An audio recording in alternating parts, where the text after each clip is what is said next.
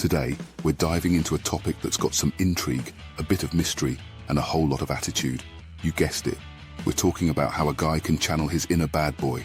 Now, before we dive in, hit that subscribe button and the notification bell so you never miss out on my unfiltered insights.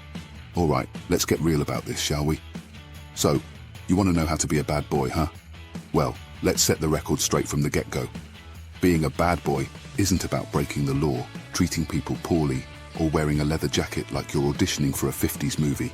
No, it's about embodying a certain mindset that exudes confidence, independence, and a willingness to go against the grain.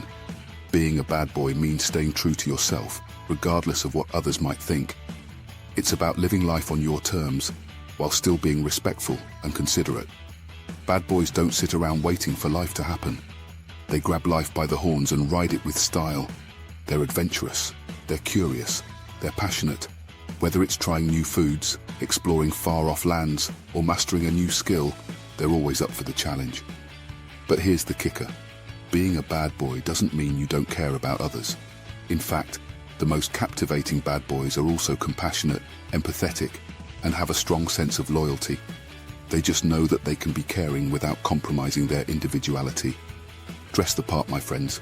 Now let's talk fashion.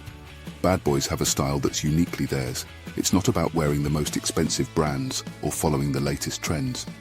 It's about finding a look that makes you feel like $1,000,000. Confidence shines through when you're comfortable in your own skin. Communication is key, and bad boys have it down to an art. They speak with intent, listen with genuine interest, and aren't afraid to share their thoughts and emotions. But here's the twist. They don't seek validation from every word they utter. They own their opinions, even if they're unpopular.